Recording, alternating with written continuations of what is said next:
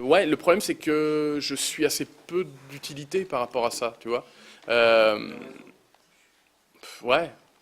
Tu sais, après, comment dire, quand je parlais tout à l'heure d'être là au bon moment avec, voilà, même si je dis au réalisateur, envoie ton scénar là, essaie de rencontrer un tel, machin, euh, ça, est-ce que ça apportera quelque chose? Je sais pas.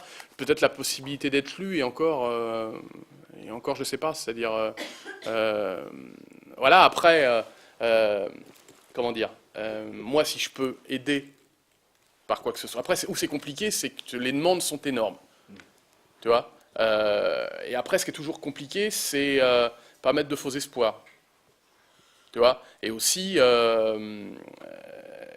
après, tu vois, par exemple, je dis, bon, bah écoute, je vais, effectivement, tu as un scénario de long métrage, bah, tu vas l'envoyer à un tel et je vais lui dire que tu lui envoies le scénario. C'est ça le truc. C'est-à-dire que, voilà, quand le mec va le recevoir, je lui en aurais parlé. Le problème, où c'est très compliqué, et moi j'ai vécu ça aussi, hein, c'est que tu te retrouves, ce mec-là, j'envoie, il y a Fred Cavaillé qui lui envoie des gens, Florent Emilio Seri qui lui envoie des gens, Julien Seri, Alexandre Aja, machin, c'est-à-dire qu'eux aussi, on est une quantité astronomique.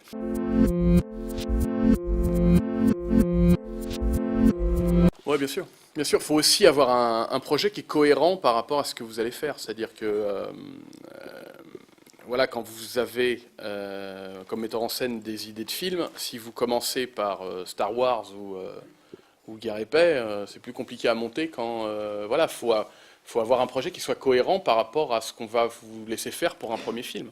Même à l'écriture, malheureusement. C'est-à-dire que moi, j'ai des amis scénaristes qui ont aussi des velléités de premier film. Et là, ils me pitchent des fois des histoires où il faut faire exploser la Tour Eiffel ou les. Bah ouais, enfin pourquoi pas, hein. Il y a quelqu'un peut-être un jour qui fera un premier film où la Tour Eiffel explose. C'est plus compliqué. C'est ça aussi, il faut pas. Il y a une loi de marché et tout ça, parce que c'est une industrie, hein, ça coûte de l'argent, donc la prise de risque est souvent pas énormissime. C'est quoi les conseils que tu leur donnes? Bah déjà, il faut beaucoup bosser, et pour moi, la différence sur ce métier se fait sur les gens qui sont capables de rester sur le pont le temps que ça marche. C'est-à-dire, souvent un truc à long terme, c'est-à-dire que quand je dis qu'il faut être là au bon endroit au bon moment, ça peut très bien arriver demain comme dans 10 ans. C'est terrifiant, hein. Moi, quand j'ai fait mon premier court-métrage, j'avais bien sûr des velléités de long-métrage. Et j'avais commencé machin, et à écrire. Et on m'a dit, tu vas voir, il faut 10 ans. Putain, j'ai dit, attends, ça va, non pas moi, 10 ans. Et ben, moralité, il m'a fallu 10 ans. Voilà, après, il faut être prêt si c'est demain aussi. Voilà, il faut tout faire pour que ça soit demain. Mais Il faut être prêt faut tout faire pour être prêt le jour de la ah rencontre. ouais, ah ouais, il faut pas la rater parce que des fois le train il passe qu'une fois, hein. Donc voilà, et Pas seulement percer, durer aussi. ah ouais, ouais, ouais, ouais, bah oui, une fois. Non mais c'est terrible, hein, même les comédiens qui tournent beaucoup, euh, quelque part, quand vous parlez avec eux, ils sont aussi inquiets par rapport, une fois que le film est terminé, qu'est-ce qu'ils vont faire après. Donc ouais, il faut rester surmotivé et se dire que aussi les périodes non travaillées sont aussi des périodes quelque part de travail. C'est-à-dire que quand vous tournez pas, je ne sais plus qui disait qu'un comédien qui regarde à la fenêtre, c'est quelque part qui travaille. Non, mais aller au cinéma, quand vous allez voir un film, c'est du travail. Quand vous lisez un bouquin, c'est du travail. Quand vous prenez le métro, c'est du travail. Quand vous regardez les gens et tout ça. Voilà. Après, je sais que c'est compliqué de se dire putain, quand est-ce que ça va arriver, quoi. Et un autre truc aussi, quand vous passez un casting, que vous n'êtes plus que deux, c'est un premier rôle. Le metteur en scène vous dit putain c'est quand même toi la mieux ou le mieux machin et qu'elle t'appelle le lundi et qui dit bah écoute par rapport à la prod par rapport au truc ça va être l'autre, vous avez le droit à 2 minutes de déception. À partir de la troisième minute c'est du temps perdu. Ouais. Pendant 2 minutes vous pouvez être en colère, vous dire c'est injuste. La troisième minute ouais c'est injuste. Après il faut avancer et voilà et travailler et attendre le jour où ça va venir, quoi. Mais de toute façon moi j'ai eu les mêmes trucs, hein. Je vous dis, j'ai fait mon premier cours à 30 ans. J'ai attendu 10 piges avant que ça arrive, avec des projets. Un film notamment qui s'est arrêté. On devait rentrer en prépa le lundi, ça s'est arrêté le vendredi. C'est-à-dire que vous allez faire votre premier long métrage. Vous avez le casting, machin, les trucs et tout ça, et on commence, voilà. Et le vendredi soir, on me dit, écoute, enfin, je sais pas quelle chaîne n'a pas donné le pognon, machin, c'est trop risqué, on n'y va pas. Tu sais un peu ce que sera le troisième? Ouais. Ce que je vais faire là, le prochain film, c'est un thriller encore, mais pas urbain et pas policier. C'est-à-dire que je voudrais faire un film à suspense, mais pas sur fond d'histoire policière et non plus de quelqu'un qui court pour sauver sa femme, parce que sinon on va me dire que je me renouvelle assez peu. Il y a des genres que j'aime un peu moins en tant que spectateur, donc je ne me vois pas faire ça en tant qu'auteur, genre la comédie romantique, des choses comme ça. Ouais, non, moi ce que j'aime c'est raconter des histoires, donc dans les scénarios que j'ai écrits, il n'y a pas que des thrillers. C'est-à-dire que j'aime bien le suspense au cinéma parce que je trouve que il y a un truc très, ouais, c'est ça, très très ludique. C'est-à-dire que même la peur au cinéma peut être ludique. C'est-à-dire que c'est rigolo d'avoir la trouille au cinoche parce qu'on sait quelque part que c'est pour de faux. Et donc ça j'aime, ouais, j'aime assez. La comédie j'aime bien. C'est compliqué quand on a fait les 2 films que j'ai fait. Si maintenant je fais une comédie, on va se dire, voilà, je suis obligé d'attendre un petit peu. Voilà, donc non, j'espère, enfin en tous les cas, faire des films décuple mon envie de faire des films et de raconter des histoires. Donc on parlait des thèmes récurrents d'Olivier Marchal. Moi, j'aime aussi mes thèmes récurrents. Et voilà, et le thriller permet aussi d'aller vers ça, des choses qui moi me touchent et des sujets qui font sens pour moi, quoi. Pour apprécier vraiment un film, il y a différents trucs, mais surtout, quand tu es spectateur, faut pouvoir t'identifier au personnage. Et moi, ce que je trouve intéressant dans le thriller, c'est avoir, tu vois, quand tu vois James Bond, faut avoir un ego comme ça pour vraiment me dire, putain, c'est moi. Tu vois. Et avec le Monsieur Tout le Monde, en plus, c'est un postulat qui est intéressant que je n'ai pas inventé. Hein. Tu vois, il y a beaucoup de films d'Hitchcock, voilà, où tu prends un monsieur ordinaire dans une histoire extraordinaire. Et en plus, il y a un gros avantage, c'est que quand tu fais un film de détective privé, par exemple, ou d'espionnage, tu vas aller te documenter sur ton sujet. Quand tu fais un film sur Monsieur Tout le Monde, ta documentation, tu l'as chez toi, c'est toi. Ouais. Donc tu vois, et ça aussi, c'est très intéressant en termes d'écriture, c'est-à-dire que tu écris et tu dis, bah ouais, là, qu'est-ce que je fais si j'avais du courage.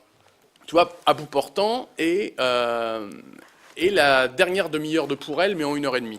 C'est-à-dire que je voulais faire ça, parce que on m'a dit sur Pour elle, je suis cramponné sur mon siège la dernière demi-heure, machin, et j'ai vraiment envie qu'il s'en sorte, voilà, et donc je suis cramponné. Et je me suis dit, on va essayer de faire un film où tu es cramponné 1h20, enfin 1h30, 1h25.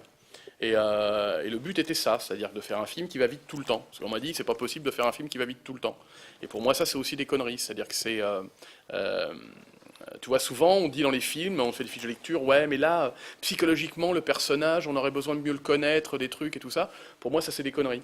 Enfin, dans moi, ce que j'écris, hein, pour ceux qui ont vu Pour elle, il y a une scène entre Vincent Lindon et son père, c'est-à-dire qu'ils ne se parlent plus, et jamais j'explique pourquoi ils ne se parlent plus. Et la scène est touchante, alors que tu ne sais pas pourquoi ils ne se parlent plus, qui est ce personnage, où c'est qu'il a bossé, tu vois. Et moi, je trouve que même c'est un avantage, c'est-à-dire que, pour cet exemple précis, chaque spectateur, quelque part, met son histoire personnelle. Je laisse ça au spectateur. Et donc, au départ, au comédien. Après, est-ce que le comédien me demande... Bah, je pense que Lindon a dû me demander pourquoi ils ne se parlent pas, et je lui ai dit parce que c'est les deux mêmes. Bon, c'est pas une très bonne réponse peut-être, mais ça décrivait bien les deux personnages. C'est-à-dire, lui et son père sont des bourrus, et c'est des gens qui n'ont jamais trouvé la clé pour se parler. Bon, il y en a qui l'ont pas vu, mais il y a un moment où c'est deux personnes qui se parlent plus, et à un moment ils vont se parler, enfin ils vont se dire, je crois qu'il lui dit ça va, et l'autre fait Et il y a eu un moment où ils doivent se dire au revoir. Et cette séquence-là, à l'écriture, j'avais vraiment du mal.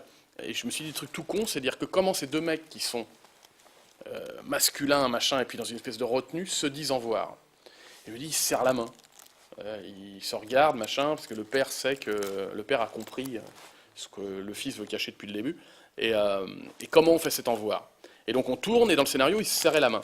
Et on commence la première prise, ils se serrent la main. C'est deux très très bons comédiens, c'est Lindon et un comédien qui s'appelle Olivier Perrier. Et donc il y a une vraie intensité, voilà, ils se serrent la main une première fois, voilà, on retourne une deuxième prise, on se resserre la main, et là je dis à Olivier Perrier, la prochaine, embrasse-le, mais tu l'embrasses pas, machin, tu le prends, un truc genre, je t'embrasse, mais en même temps, ça se fait pas entre garçons. Sans le dire à Lindon. Et sans le dire à Lindon, bien sûr. Et là, c'est magique, parce que, voilà, on fait le truc, et l'autre va s'approcher, il va tendre la main, et le père s'approche, il l'attrape comme ça, il l'embrasse, il lâche. Et là, Lindon qui prend le truc, se recule, et là, il a les larmes aux yeux. C'est-à-dire que là, on n'est même plus dans du jeu. C'est-à-dire, il est tellement le personnage qui vit le truc, machin, et il y a un truc qui lui monte, Et il fait au revoir maman, il s'en va. Même quand je le raconte encore, j'ai les poils, quoi. À côté de moi, il y a la script qui pleure et tout. Ah ouais.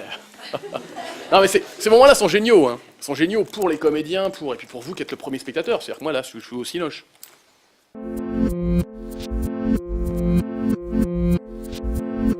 Tu sais, je crois que la créativité, justement, les choses très créatives viennent des barrières que tu peux te mettre.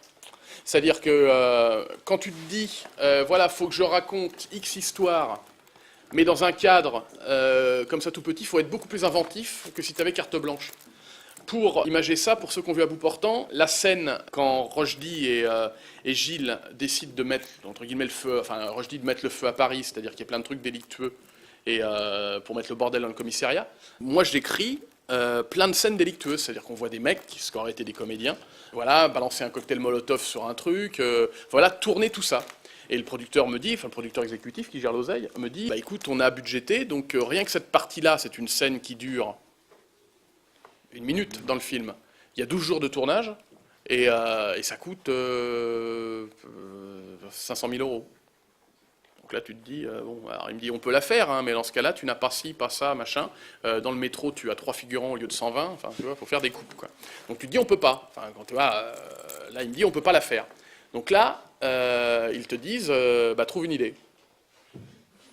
Je trouve l'idée de, plutôt qu'aller tourner les trucs, je me dis, bah tiens, sur Internet, des trucs délictueux, il y en a comme ça, donc on va faire un poste de surveillance, et on va prendre sur Internet des vraies images, tu vois, et qu'on va mettre dans ce poste de surveillance avec les mecs qui se retrouvent face à plein de choses comme ça délictueuses. Après, une fois qu'on l'a fait, maintenant on me dit, putain, quelle belle idée, tu vois, c'est une super idée d'avoir fait ça comme ça, machin. Si j'ai l'oseille, je le fais de manière moins intéressante.